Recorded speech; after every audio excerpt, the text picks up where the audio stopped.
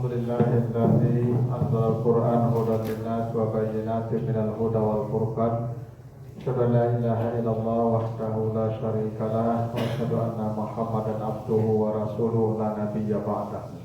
Allahumma shalli wa sallim ala sayyidina maulana Muhammad wa ala alihi wa ashabihi ajma'in, amma ba'du.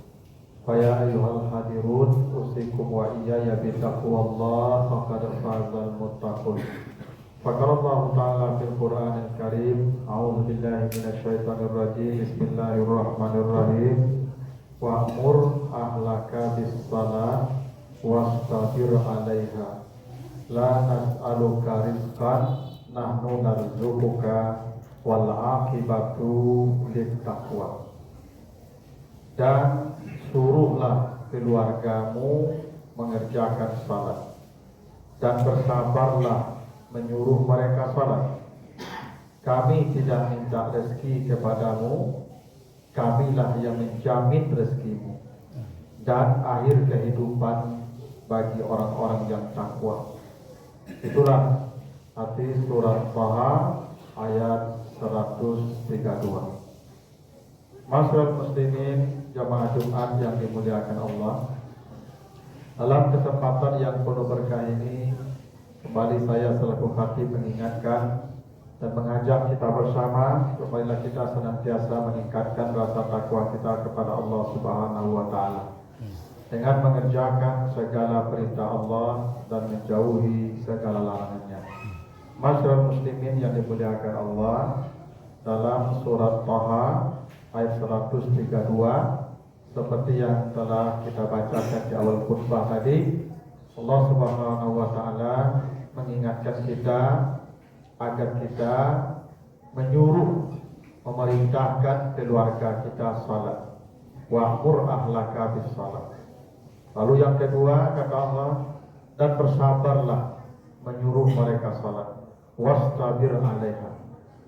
Lalu yang ketiga, Allah ingatkan kita, kami tak minta rezeki kepadamu, kamilah yang menjamin rezekimu. Nahnu narzuquka. Dan yang keempat, Allah ingatkan kita, akhir kehidupan itu bagi orang-orang yang takwa. Bapak Ibu, para hadirin jamaah yang dimuliakan Allah, kenapa kita diperintahkan untuk menyuruh keluarga kita salat? Kata Allah, wa'mur ahlaka bis-shalah. Suruhlah keluargamu salat. Dalam Al-Quran tidak ada perintah suruhlah keluargamu puasa, suruhlah keluargamu zakat, suruhlah keluargamu haji. Tidak ada. Tapi kalau salat, kata Allah, suruh keluargamu salat. Bahkan di hadis lain Nabi menjelaskan, muru auladakum bis-shalah wa hum abna'u sab'in. Suruh anakmu salat usia 7 tahun. Bila usia 10 tahun mereka tidak salat, fadribuhum 'alaiha, pukullah mereka. Puasa tidak ada begitu. Umur 10 tahun tidak puasa, ya tidak apa-apa. Haji juga begitu. Tapi kalau salat umur 10 tahun tidak salat, pukul. Ini menunjukkan betapa seriusnya perkara salat ini. Hingganya satu-satunya ibadah yang kita diperintah Allah agar memperhatikan dan menjaga salat keluarga kita. Anak kita, istri kita, orang tua kita, saudara kita, kata Allah, suruh mereka salat. Perhatikan salat mereka. Bahkan kalau mereka tidak salat, pukul. Inilah yang menjadi bukti betapa salat ini pentingnya, hingga kata Nabi, awwalu ma yuhasabu bihil abdu yaumal qiyamati as-salat. Nanti amal pertama yang akan dihisab Allah dari seorang hamba itu adalah salatnya. Iza salahat kan aflaha wa anjaha. Bila salatnya baik, salatnya bermutu, maka selamatlah dia, bahagialah dia. Itulah kenapa kalau kita perhatikan Al-Quran misalnya di surat Ibrahim ayat 37, Kenapa Ibrahim meninggalkan anaknya di Makkah, tanah yang tandus, tidak ada orang ketika itu, tidak ada kehidupan di sana, tidak ada air, tidak ada tanaman, yang ada hanya Baitullah. Kenapa Ibrahim meninggalkan anaknya di tanah tandus yang gersang, yang jauh dari manusia, yang jauh dari kemewahan, di daerah yang gersang dan tandus? Karena di situ ada rumah Allah, di situ ada Baitullah. Dan kata Ibrahim, kenapa saya tinggalkan anak saya di tempat ini? Rabbana liyuqimus shalah. Ya Allah, tolong jadikan anak cucu saya orang-orang yang menjaga salat mereka.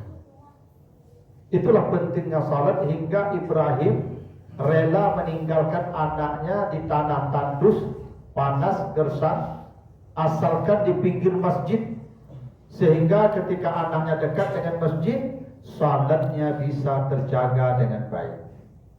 Makanya para hadirin, kalau ingin menjaga ibadah keluarga kita, carilah tempat tinggal dekat dengan masjid.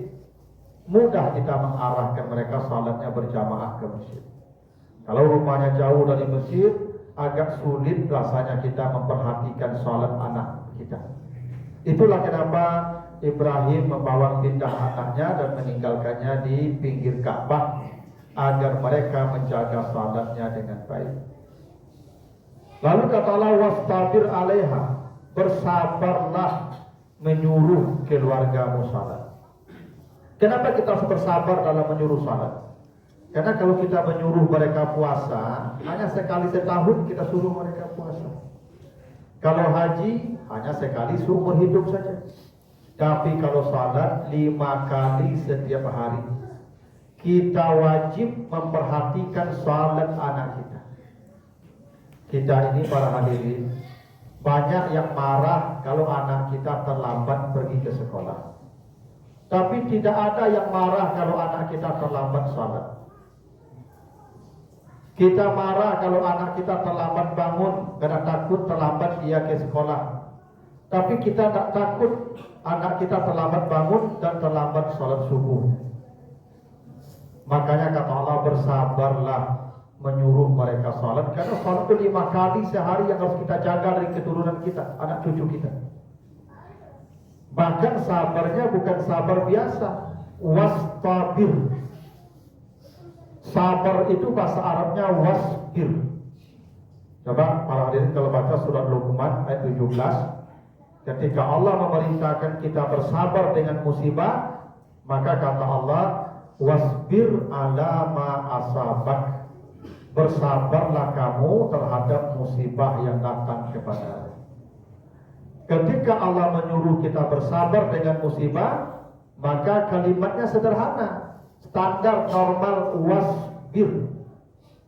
Tapi ketika kita disuruh bersabar menjaga salat anak kita, maka sabarnya bukan wasbir, wastabir, ditambah hurufnya menjadi 5, untuk menunjukkan kesabaran mengajak, menyuruh, memperhatikan salat anak itu memang kesabaran yang ekstra. Kadang kita ini sekali 2 kali kita tegur, lalu mereka tidak perhatian juga, lalu kita berhenti, dah terserahlah. Tidak begitu. Kata Allah, sabarlah menjaga salat anak-anakmu, yang kesabarannya itu sabar yang ekstra, seperti bertambahnya huruf-huruf pada kata wastabir. Lalu kata Allah, la nas'aluka rizqan nahnu narzuquka, kami jamin rezekimu. Kenapa rezeki dihubungkan dengan salat? Para hadirin, ternyata salat itu terhubung dengan rezeki kita. Makanya para hadirin tidak usah khawatir dengan rezeki anak-anak, tapi khawatirlah dengan salat mereka. Karena jika mereka menjaga salatnya, maka rezekinya akan dijamin oleh Allah. Itu kenapa soal jaminan rezeki diletakkan Allah di ayat tentang salat. Karena yang menjaga salatnya pasti dijamin rezekinya. Apa hubungan rezeki dengan salat para hadirin? Begini, di surat Taha ayat 14 kata Allah, aqimis salata li zikri. Laksanakanlah salat untuk zikir, ingat kepadaku. Jadi salat itu Allah sebut sebagai zikir, ingat. Dan di surat Taha 124 kata Allah, "Wa man a'rada an zikri fa inna lahu ma'isyatan danka." Siapa yang jauh dari zikir kepadaku. Nah, maksudnya salat. Nah, salat disebut zikri jadi.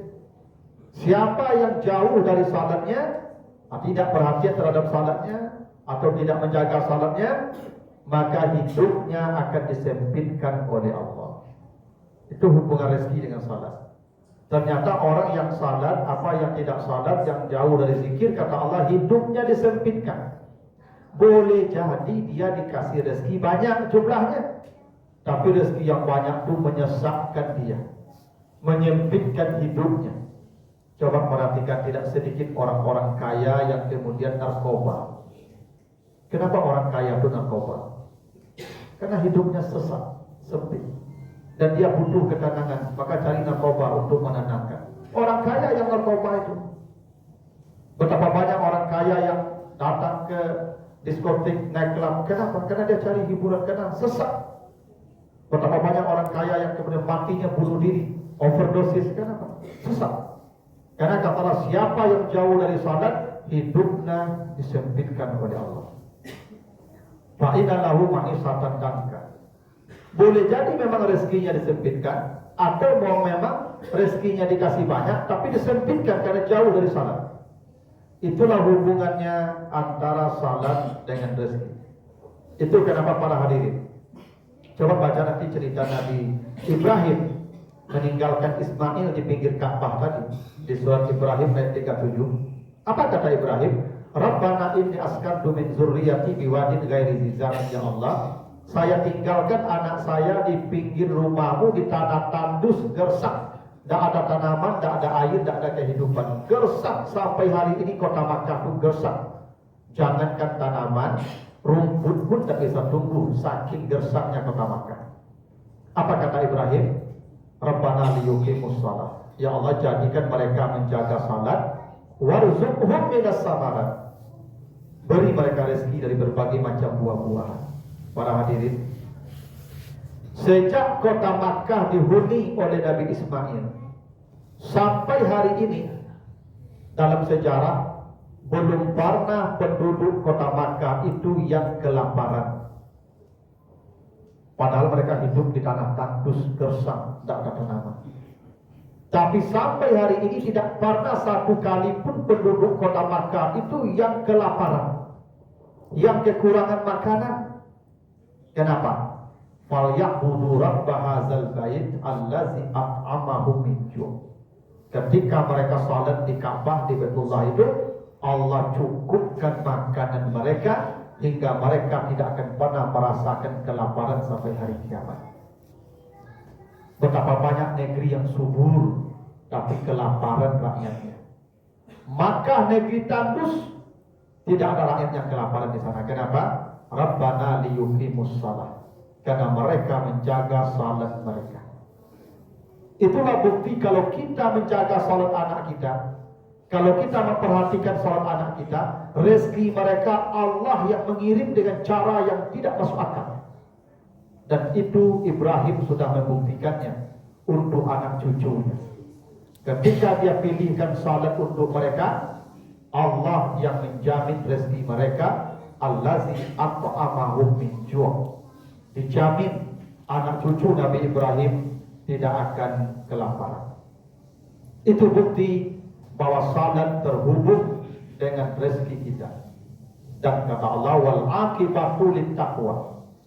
Akhir kehidupan yang baik itu bagi orang takwa. Semua kita akan berakhir di dunia ini tanpa terkecuali. Tapi kata Allah, akhir kehidupan yang baik itu untuk orang takwa, dan itu diletakkan di dalam ayat salat. Apa maknanya itu? Orang kalau menjaga salat dengan baik, maka pasti hidupnya akan berakhir baik. Kenapa begitu? Perhatikan surat Hud 114. Aqimis salata tarafan nahara wa zulafan minal laili innal hasanat yuzhibnas sayyi'at. Kata Allah, Salat yang dikerjakan 5 kali itu dari pagi sampai malam, setiap salat itu menghapus dosa. Kalau orang salat 5 waktu, setiap salat itu menghapus dosa-dosanya. Salat zuhur ini menghapus dosa dari subuh tadi. Salat asar nanti menghapus dosa dari zuhur ini. Salat maghrib menghapus dosa dari asar berikutnya. Begitu setiap hari. Dan bila manusia selalu menjaga salatnya, dipastikan matinya dalam keadaan baik. Kenapa? Karena setiap manusia pasti mati di antara waktu-waktu salat. Setiap manusia pasti mati di antara waktu-waktu salat. Boleh jadi ada di antara kita yang mati setelah zuhur ini, setelah Jumat ini. Maka kalau dia mati, wal aqibatu littaqwa, pasti matinya dalam ketakwaan. Kenapa? Karena dosanya sudah dihapus semua dengan salat zuhur. Itulah kenapa orang yang menjaga salat pasti berakhir dengan ketakwaan hidup. Apalagi kalau orang berwudu, kalau dia menjaga salat pasti dia berwudu. Apalagi kalau status mati dalam keadaan suci berwudu. Maka kata Allah, fa yauma idzin la yus'alu an dzambihi insun wala jan. Ada manusia nanti dibawa ke surga tanpa ditanya amalnya. Tidak ditanya amalnya. Dibawa ke surga oleh para malaikat. Kenapa begitu? Kata para sahabat, kata Nabi, la yuhasabun, mereka tidak dihisab oleh Allah. Kenapa? Ghurran muhajjalin min asaril wudu, karena dia 5 kali menjaga wudunya setiap hari. Bekas-bekas wudu itulah yang membuat cahaya tubuhnya terang, dan dengan cahaya itulah para malaikat mengangkutnya ke surga tanpa ditanya amal. Itulah bukti wal aqibatu littaqwa. Akhir kehidupan yang baik itu jika mereka menjaga salatnya dengan baik. Fa'tabiru ya ulil absar la'allakum turhamun. Alhamdulillahilladzi arsala rasulahu bil huda wa dinil haq liyudhhirahu 'ala dini kullihi walau karihal musyrikun. Asyhadu an la ilaha illallah wahdahu la syarika lah wa asyhadu anna Muhammadan abduhu wa rasuluhu la nabiyya ba'dah. Allahumma shalli wa sallim ala sayyidina maulana Muhammad wa ala alihi wa ashabihi ajma'in, amma ba'du. Fa ya ibadallah, usikum wa iyaya bittaqwallah faqad fazal muttaqun. Faqala Allah ta'ala fil Qur'anil Karim, a'udzu billahi minasyaitonir rajim. Bismillahirrahmanirrahim. Wal 'asri innal insana lafi khusrin illa alladziina aamanu wa 'amilus shalihat wa tawassaw bil haqqi wa tawassaw bis sabr. Innallaha wa malaikatahu yusholluna 'alan nabi ya ayyuhalladzina aamanu shallu 'alaihi wa sallimu taslima. Allahumma shalli 'ala Muhammad wa 'ala ali Muhammad kama shallaita 'ala Ibrahim wa 'ala ali Ibrahim wa barik 'ala Muhammad wa 'ala ali Muhammad kama barakta 'ala Ibrahim wa 'ala ali Ibrahim fil 'alamin innaka Hamidum Majid. Allahumma ighfir lil mu'minina wal mu'minat wal muslimina wal muslimat al ahya wal amwat. Rabbana zalamna anfusana wa illam taghfir lana wa tarhamna lanakunanna minal khasirin. Rabbana atina fid dunya hasanah wa fil akhirati hasanah wa qina adzabannar. Ibadallah, innallaha ya'muru bil 'adli wal ihsan wa ita'i dzil qurba wa yanha 'anil fahsya'i wal munkari wal baghi ya'izukum la'allakum tadhakkarun. Wa la dzikrullahi akbar. Aqimus shalah.